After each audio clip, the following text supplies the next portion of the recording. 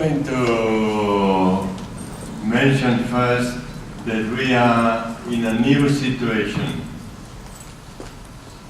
The world is now in a new situation, and the relationship laity Society of Jesus is new. And that's why we make mistakes, and that's why sometimes we are not sufficiently prepared, and we don't know how to handle things and so forth. So that you know, because you are the ones to suffer most of it. In a new situation in the Society of Jesus, as you know, we are less, but we keep the same number of works or more. I became a Jesuit 50-some years ago when we had reached the peak number of Jesuits in history. And since then, the numbers have been going down. We passed the number that would be the half. We passed, and we are now in the lower half. But the works have continued the same or more. Why? Thanks to you. Thanks to the fact that we can count on many other people that are not Jesuits, but who share the same vision and the same heart, and who are very dedicated, very professional, and very well prepared. And that's why we have been able to continue with some of those works. As you know, some of our universities and a number of colleges and schools have now president or principal of the school, a lay person, and they are doing a magnificent work. Don't tell the Japanese, but I was in Japan, and Sophia University has had already 4 lay presidents, and only 2 of those were Christian, the other were not Christian. Now, what I don't want you to tell the Jesuits there is that sometimes the lay person was more cooperative with us. But this you already forgot about.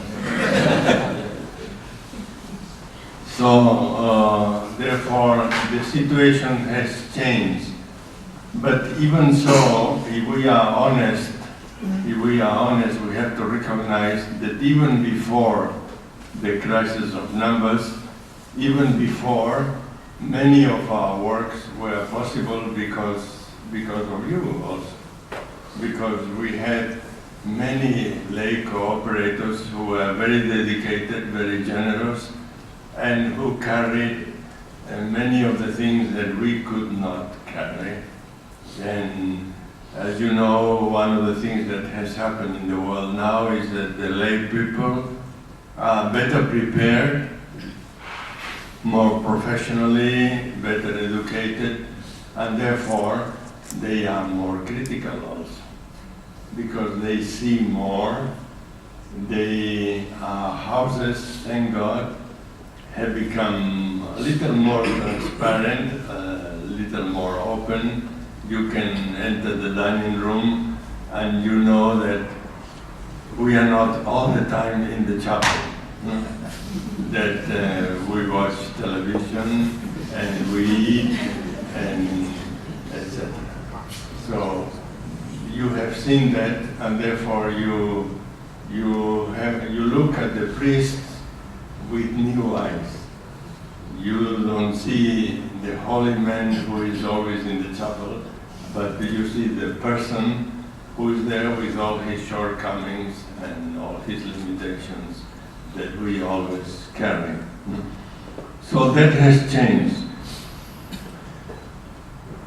Hopefully hopefully,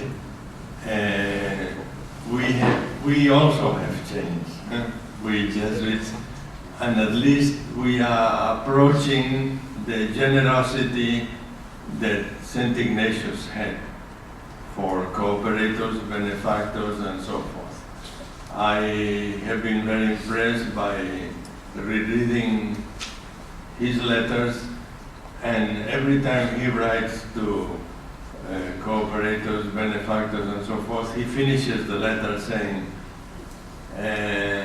I entrust to your prayers this minimal society, minimal not because of the numbers, but because the mission of God is always greater than whatever we can do. This minimal society, which is as much yours as it is mine. So if we approach that generosity of saying, no worry about my person, no worry about is this a Jesuit thing or a non-Jesuit thing, or can we share? St. Ignatius never worried about that. So he was concerned with the fact that this work is going to do the work of God. And the work of God is always greater than, even if we had 10 times as many Jesuits as we have now, we could fill the schools, but the mission of God continues to be great. So this is one thing that has changed. The situation has changed. Also in the church, even more has changed. The church and the situation of the laity has changed. I remember when I studied theology, it was right after Vatican II. So we had a lot of these new issues. And one of the issues was the laity. And I remember that one of the professors told us the very definition of the laity has changed. The old definition, if you look at the old canon law, not the new canon law. The old canon law, it says, a lay person, one who is not a cleric. That doesn't say anything about the lay person. Absolutely nothing. So we have moved from there to the definition that an Anglican priest said. He said, the laity are that part of the church without which the clergy would feel very awkward. And I think so. The laity had passed from a non-cleric to be the center of the church. So the laity is the church, and the ones who have to justify their role is the few clerics that come out of this laity to serve the laity. And as you know, the present Pope is insisting on that, and he's speaking about service all the time. He said, becoming a bishop is not part of a career. He has told that to the bishops, to the cardinals, to everybody. Because we take different positions of service, and this is what matters. Now, this being in charge of everything in the church, because you are the center, and therefore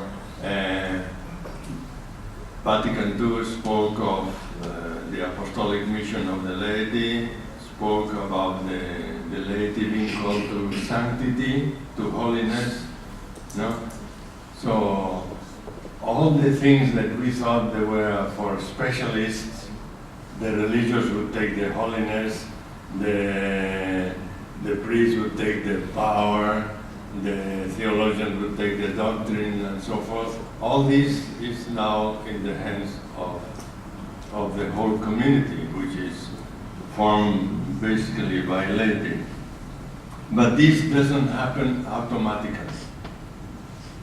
So this is the experience of all the lay groups that go through processes of formation or community building. And they all coincide that a condition that a work goes well is that we form a community. All of us, not only the Jesuit community, but the community of those who are involved in a school or in a social center or in a parish or whatever. So, first condition that we form a community. Second, because it's not easy, that this community has an identity, therefore has a vision, and therefore there are programs of formation. And this is where most of the provinces in the society are now working, creating programs that are meaningful, that are complementary of the skills that you yourself have, skills that are natural, skills that are acquired because of your studies about economics or management or many other things. So therefore, there is need of making it explicit, not automatic. We don't go on automatic. If we go on automatic, the worst in us comes out, the worst. And we hope that the best comes out. When we form community, then we elicit from others the best. And this is what formation programs are meant to. In cooperation, I consider that there are three factors that are very important to make the cooperation really part of the gift that we are when we form a community. One is, there is an element,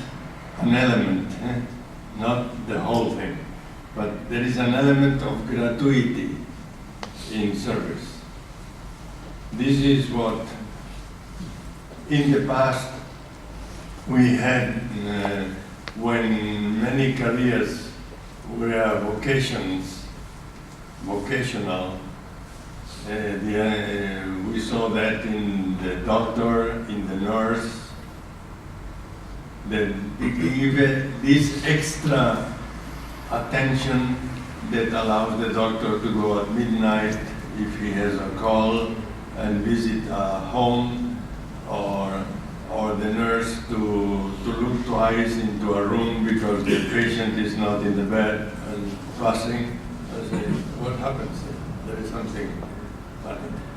Or teachers who would give a Sunday afternoon to a student who is in trouble, who is concerned about, etc.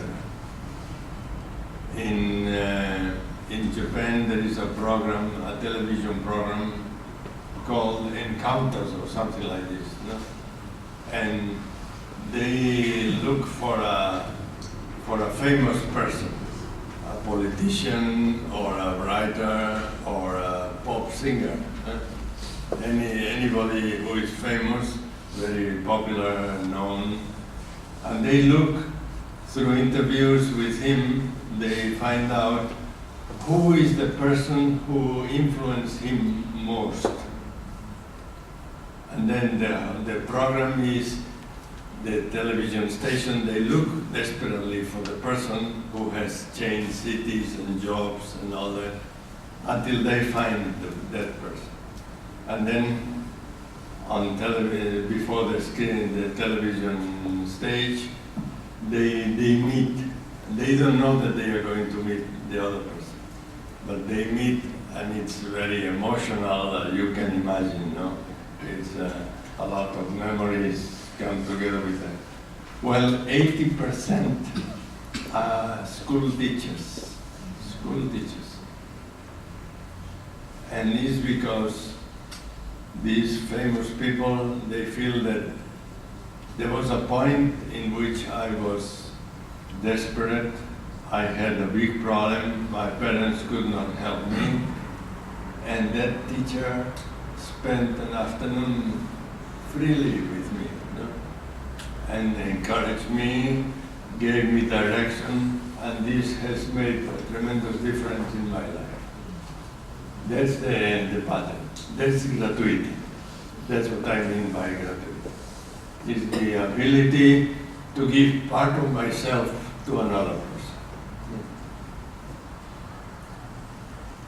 The second element of the three I mentioned is dedication, of course.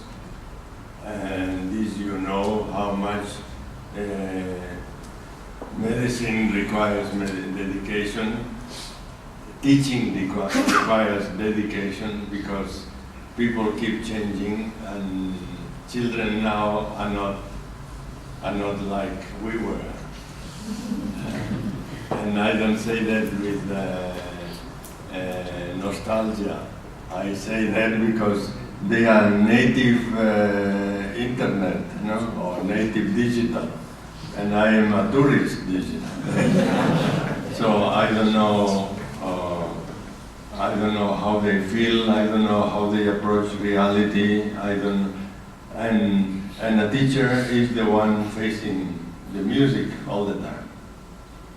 And therefore, this ability to adapt, to respond, is what makes a teacher great. And I think many of you are doing this, and this is the second factor. It requires a dedication to the work. The teaching is not just repeating what I heard. It's something new. It's discovering the world for others. So accompanying a child who is discovering the world, and so that he discovers the right world and he can grow in it. And third, joy, I would say. An element of this cooperation, I hope, is joy. You know that the Pope, the present Pope, is talking very much about joy, because I think it's extremely important. Our founder, St. Ignatius, speaks all the time of consolation and desolation. Is the same. Is where do I find myself so fulfilled that the heart is full of joy? That's consolation. So, is the point of fulfillment, the point of entering in contact with my deepest self, etc. And this is always a source of joy. And I think a collaboration that would be out of duty, well, the Jesuits, the poor guys, so few now, we have to do something. That doesn't bring much joy. Neither to the Jesuits, nor to the others. So therefore, this is not good. But these Jesuits, they are few, but they are doing something good. No? I want to do that good. That's the right spirit. So, and therefore, it's a mixture of joys, because we are satisfied with service. And this is, again, something that the present Pope is underlining. No? We don't need promotions. We don't need titles. We don't need, because serving is what we want. And this is our source of joy. If service is our source of joy, nobody can take it away. Because you can always serve, and you can always be useful to others. So therefore, we are now in a new situation in the church and in the society of Jesus. The laity now are better prepared, not only than before, but they are better prepared than many of us. and that will always bring a little bit of tension, and according to persons, more or less tension. But the laity are better prepared should be an argument for joy, and I think we are all enjoying the benefits of that. In my studies of this question, I ran against a quotation from a French, Hilaire de Poitiers. I think is in the 5th century, long time ago, and he said, I can say it in Latin so that you believe me.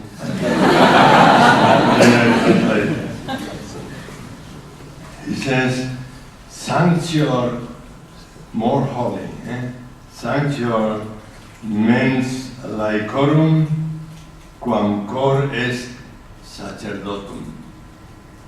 So the mind of the laity is holier than the heart of the priests. This is a strong thing to say from a bishop, but if he was made bishop, he knew something that maybe we don't know, and he said that. And I think this is a call to really to be genuine, all of us. And probably he said it in a very concrete situation where he just was fed up with the reaction of the priests, and then he said that, well, the laity are holier than you, what are you saying? So maybe now I can enter your questions, not that you ask many questions, only 3 lines I got from Macau, Hong Kong, but I think they are important. One is whether we are considering what weight does the lay collaborators have in our works. And I would say the weight of our collaborators is the one they have. And that's the logical thing to do. And here is not physical weight, of course. If we go by the gifts of the Spirit, and the gifts of the Spirit tell us what each one can, then this is the weight that the person has. There is no other criterion to consider the difference between lay people from each other or from us. So therefore, we have to be open to surprises, and sometimes to run against a lay person who is far ahead of us in many areas, spiritually, humanly, professionally, etc. This is becoming an issue, I know, in some institutions that have been run by Jesuits, and then I'm going to tell you, without telling you the place, something that happened.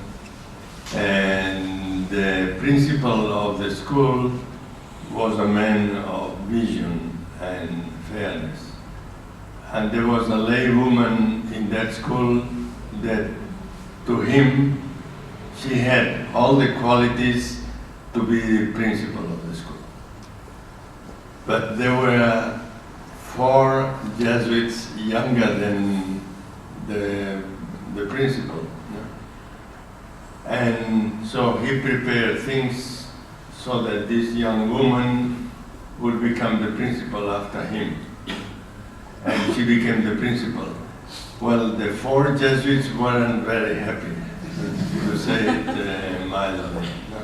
They weren't very happy because they immediately compare with themselves.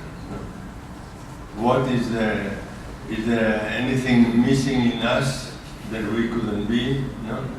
It's as if it were some kind of evaluation. No? But the principle is that if the Spirit has given the gifts and the person is better qualified, we want that the school functions well, and we choose the most qualified person. If he's a lay person, good for him. If he's a Jesuit, good for him as well. So therefore, about this, I would say the weight they have. The laity can expect what they expect in any other institution. But with the Christian side. We have Christian values, and therefore we don't go for ambition, favoritism, injustices.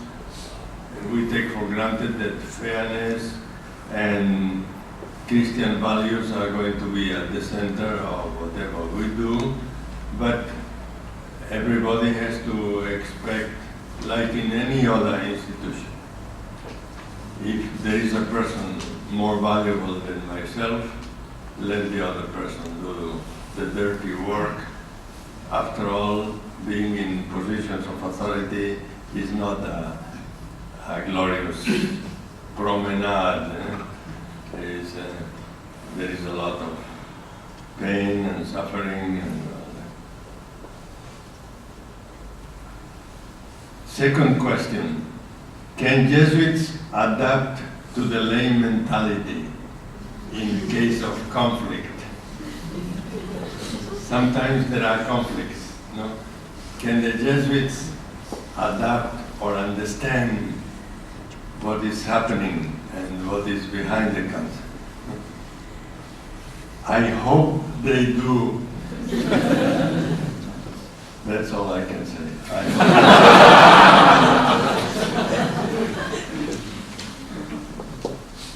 There is an effort, and I think that effort should continue, and this is something that I am very convinced of, to reformulate Christian values in human wisdom. Yesterday we reflected a little bit. We are in the age of wisdom, and multiculturality has made this, and now we live together with people of other religions. Some people have lost faith completely, others share a different faith and all that. What is going to unite us is human wisdom.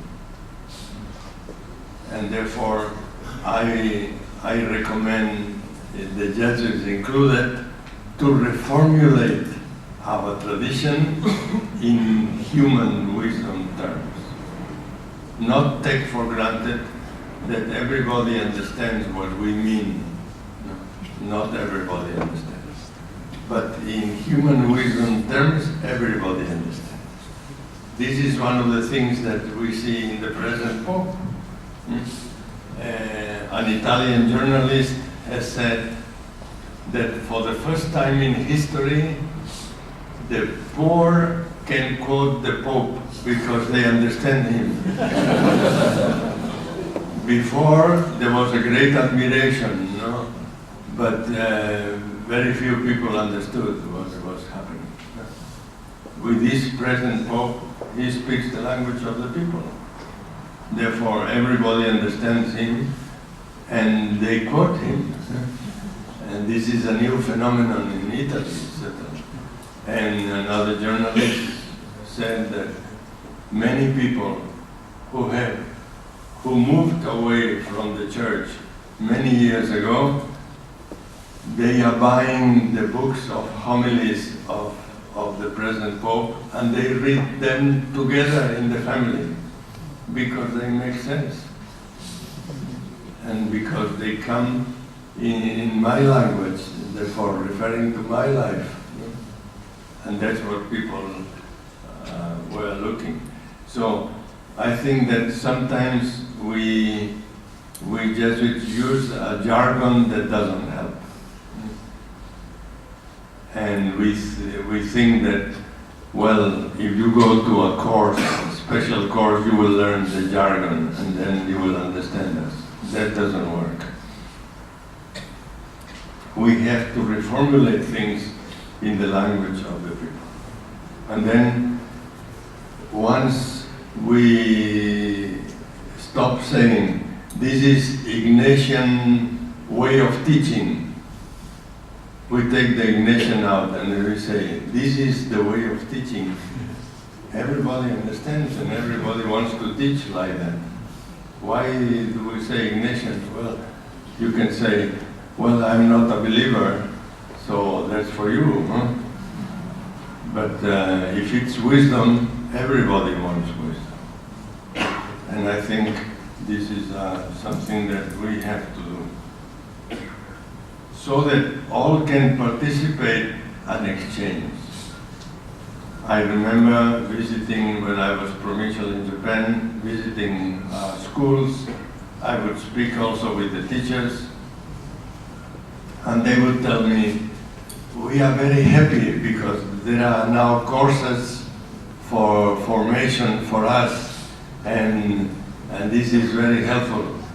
But at times we get lost.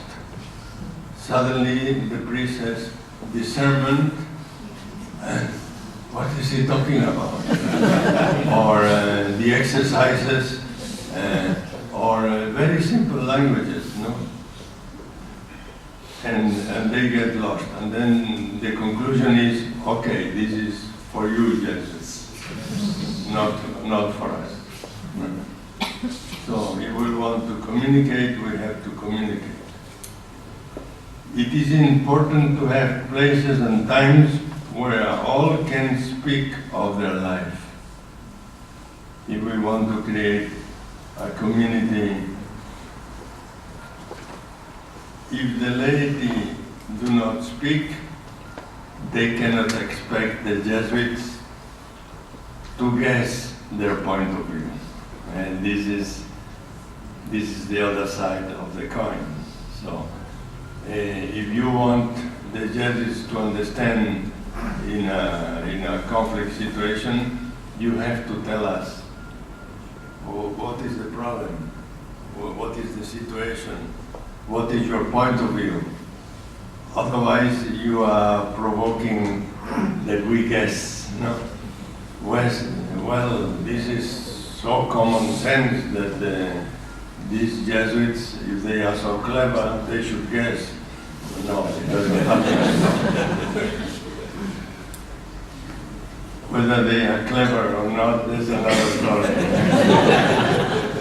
But please don't let things unsaid in the hope that we guess.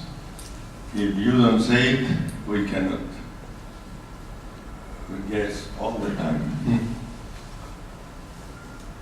Often I feel do not serve the Ignatian tradition if we are too strict in using Ignatian language. Sometimes we have to change it so that in the change and in the effort, we understand better, and then we can communicate. Third question. The Jesuits suppose, it doesn't come in the form of a question, but the Jesuits supposed to have the upper hand, because in the original question it says how the Jesuits adapt to the mentality of the laypersons when conflicts arise. It seems that the Jesuits have always the upper hand. Well, are the Jesuits supposed to have the upper hand? No. Nobody is supposed to have it. as a regular thing. No? Nobody is supposed to have the upper hand. Neither husbands, nor Jesuits, nor the principal of the school, nor the superior of the community.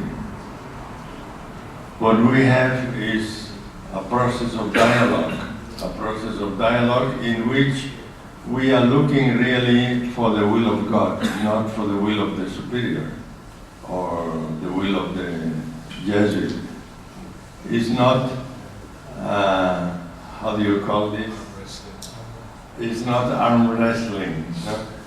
It's a process in which we understand better and we do what feels better. No?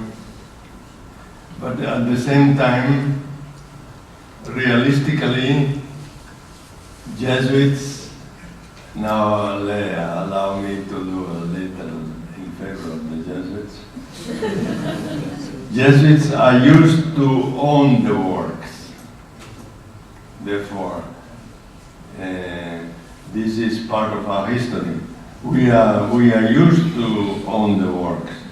And often we act like the son of the boss. Well, the daughter of a boss brought down a plane and she's in prison. Thus, sometimes Jesuits have the upper hand syndrome. I call it syndrome because it's not a healthy thing. Also, they are often the so-called intellectuals and know everything. Or we think we know everything. And that works for stubbornness or thinking that we have the answers. No?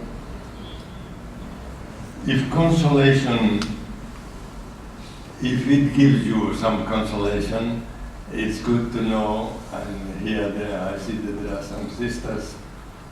I hope they are not working in a hospital. In sisters working in hospitals, and I have heard that several times, they say that the worst patients are the priests.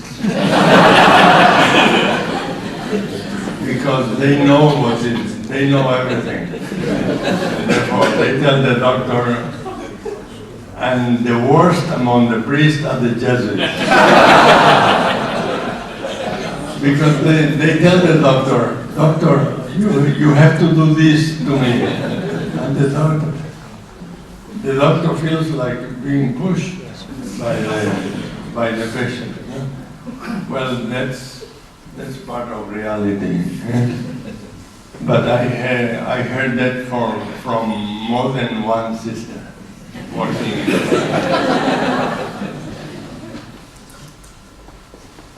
If it gives you some consolation, so this is not unique to our institutions and so forth. At the same time, if I have given myself to a work, and this is also something to consider, if I identify myself with that particular work, and if I identify myself with working and working hard, which happens to a good number of Jesuits, then if you find them too insistent on something, there is a psychological reason to explain that. So therefore, not everything is negative. So there is a tendency to identify with work. That's why priests have a hard time after retirement. They don't know how to relax. They have been working and working and working and working. A psychologist in Tokyo was giving a talk to Catholic doctors and nurses about the psychological problem of nurses and doctors. And he said, nurses is stress and surmenage. how do you say, breakdown, no? Breakdown. Because they are very few and they have to attend to so many patients. Doctors are worse because they know drugs and they give themselves, when they feel stressed, they give themselves a drug to be able to stand up and all that. And they end up drug addicts or suicide. No? And then one of the doctors said, "What about the priest?" And the doctor, very famous doctor, he said, "Oh, hopeless." Because the priest, and this is the good part, they have tried so hard all their lives to help others that they find it very hard to ask help for themselves. So, therefore, you have to be understanding that when you find some Jesuit who wants to have the upper hand, is because he feels very responsible for the institution, or he thinks, is convinced that this is going to help more than the opposite. But it shouldn't be like that. We can learn to relax and know that we are working with human beings, no? And therefore our responsibility is limited. It's limited like any other person and shared with those who collaborate with us. So therefore, the basic concern is the kingdom of God. And St. Ignatius insists on detachment. Therefore, we have to be detached from the work.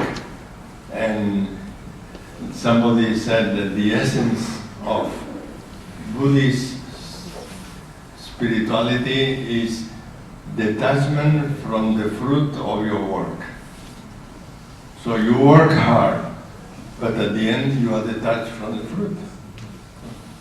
That gives a tremendous freedom, and that gives the possibility of working with others and searching with others better ways and so forth. Because you are detached, you are free.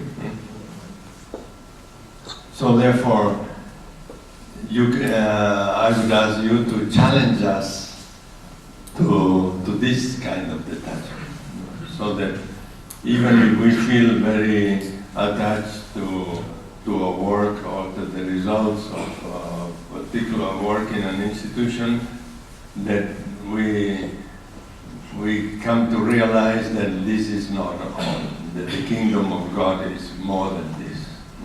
And therefore we can cooperate, we can relax, and we can move ahead with others in our work.